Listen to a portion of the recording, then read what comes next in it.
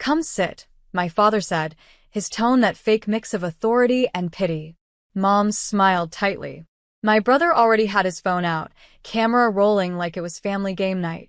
I sat anyway, because sometimes silence is sharper than any argument. Dad slid a thin envelope across the table. "Here," he said. "It's time you stop being a burden and start over." Mom nodded, her voice syrupy sweet. $2,000, honey. Enough for rent somewhere small. Maybe you'll finally learn some responsibility. I looked down at the envelope, at the way my name was written, neat, detached, like labeling a package they couldn't wait to ship away. My brother chuckled. "Smile, sis. This is what generosity looks like." Dad leaned back, smug. "This is all you'll ever be worth." I met his eyes and smiled, calm and deliberate. "Then I guess you've underestimated me before." They laughed, dismissing it like a joke. My brother even zoomed in for a reaction shot. I pocketed the envelope. "Thanks," I said softly. "This means more than you realize." Because it did. Not the money, that was pocket change to me now. But the moment itself, the arrogance, the assumption, the complete lack of awareness, was perfect. Let them record it. Let them post it. In less than 24 hours, they'd learn just how wrong they'd been about my worth. And the look on their faces? That would be priceless. By morning, the video was everywhere. My brother had posted it to his social media with a caption. "When your parents finally kick your freeloading sister out, skull money with wings." Thousands of views in hours. Laughing emojis. Comments calling me lazy, spoiled, and ungrateful. Mom texted me a link. "See what happens when you disappoint your family? Maybe this will teach you humility." I didn't reply. I didn't need to.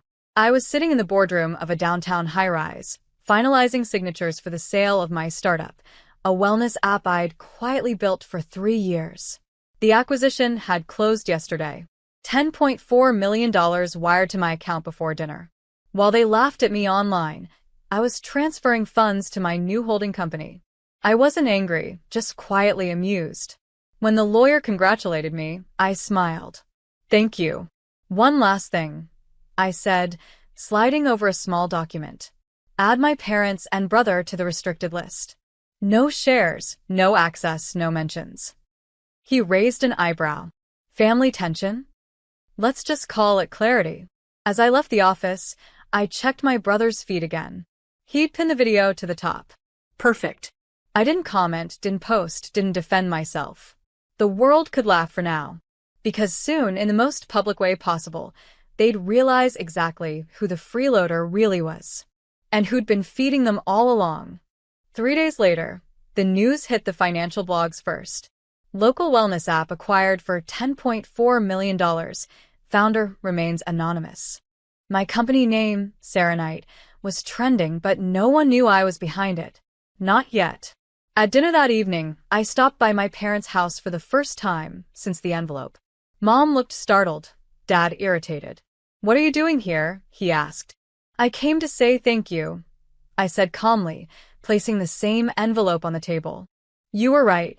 I needed to start over." My brother smirked.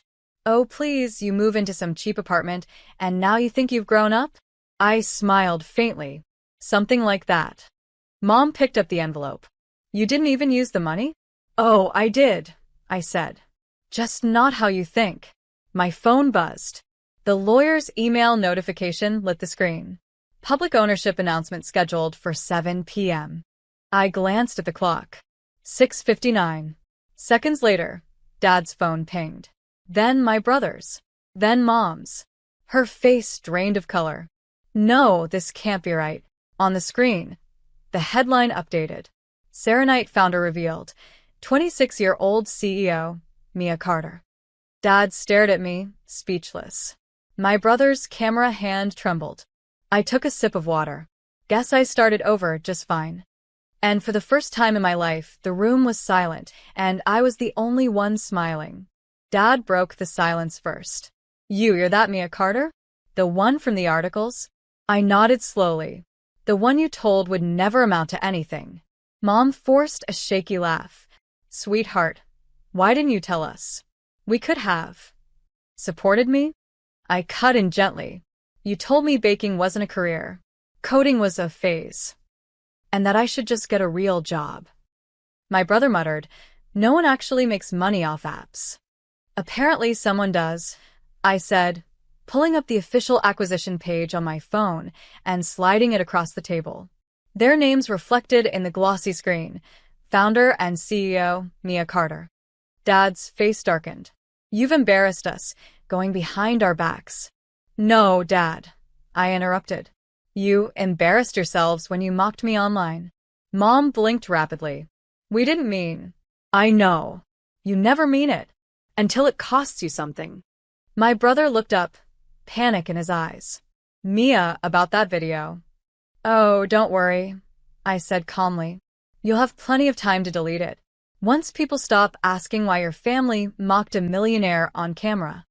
Their phones buzzed again, the headline updated, now with my picture. My brother's face went white. Investors love the story, I said softly. Turns out, nothing goes viral faster than poetic irony. I stood, tucking in my chair. Dinner was nice.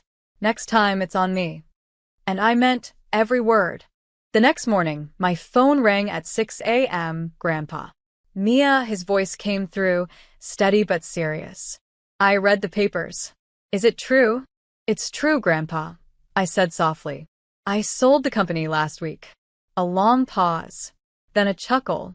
So, that's why your father looked like he'd swallowed a lemon at dinner last night. I smiled despite myself. He's not happy. Good, Grandpa said bluntly. About time someone in this family made him uncomfortable. You've worked hard, and I'm proud of you. Those words hit deeper than any amount of money ever could. Then his tone shifted, calm, calculating, the way it always did before he made a move. Mia, your parents just called me. They want to meet to discuss family finances. Of course they do, I said quietly. I told them to come over tomorrow, he continued. You should come too. I hesitated. Why? Because I'm updating my will, he said simply. And I'd rather they hear it directly from me. I felt my heart thump once, sharp and clear. You're serious? Dead serious, he said. I may be old, but I'm not blind. You earned everything yourself, Mia. It's time this family learns what real worth looks like. And I knew then, whatever was coming next wasn't just about inheritance. It was about justice. The next afternoon, I arrived at Grandpa's estate. The air felt heavy, like the calm before a storm. Mom, Dad, and my brother were already seated in the sunroom, stiff, smiling, pretending this was just another pleasant visit.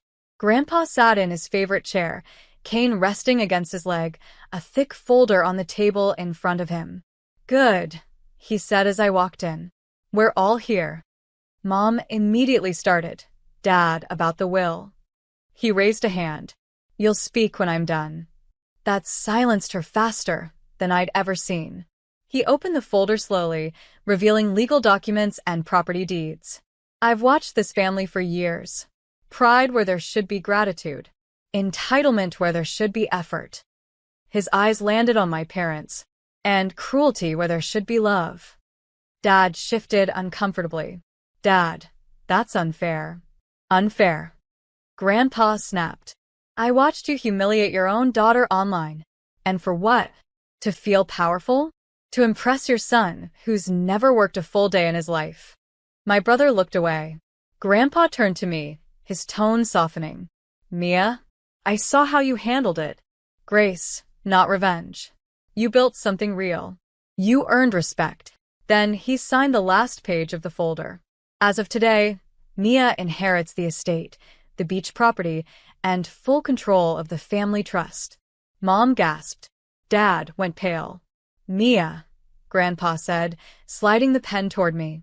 Sign here. Let's make it official. And for the first time, they couldn't say a word. The silence after Grandpa's words was deafening. Dad's jaw clenched so tight, I could see the vein pulsing at his temple. Dad, this is absurd. You can't just hand everything to her. Grandpa's voice was calm. I can, and I just did. Mom's tone cracked like glass. Mia doesn't need any of this. She has her own money. Exactly, Grandpa said, leaning forward. That's what makes her worthy of it. She didn't expect a dime. My brother scoffed. What about me? You can't just cut us out. Grandpa's gaze sharpened. You posted that video, didn't you? My brother froze. I may be old, Grandpa continued, but I'm not so out of touch that I don't understand the internet. You mocked your sister, while she quietly built a fortune. You wanted the world to see her fall. Now the world will watch her rise. Mom looked at me, desperate. Mia, please. Talk to him. Tell him you don't want this. I met her eyes, calm, steady.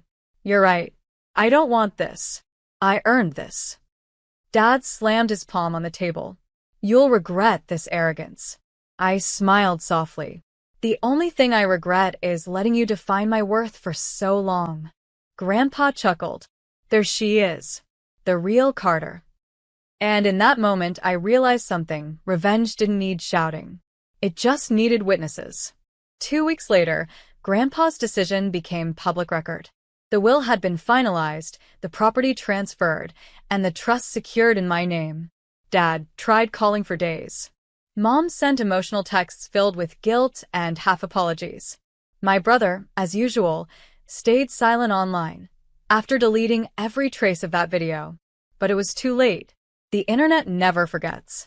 One evening, I drove down to the family's beach property, the one they'd once joked about giving to the successful child. Waves shimmered in the golden light as I unlocked the front gate. The same gate they'd once told me I didn't have the right to touch. A crew was waiting, the same construction company that had once worked for my father. Their foreman approached nervously. Ma'am, we got new instructions. Full restoration, no expansion. That's correct, I said, handing him the signed ownership papers.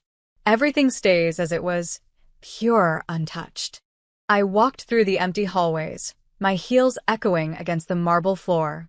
Each room carried an echo of their arrogance. And now, my peace. I stood by the balcony, watching the tide roll in, and called Grandpa. It's beautiful, I told him. He chuckled softly. Then it's yours, the way it always should have been. I looked out at the horizon, the wind tangling through my hair. They wanted to measure my worth in dollars, I whispered. But I built something they could never buy, peace. And that was the sweetest revenge of all.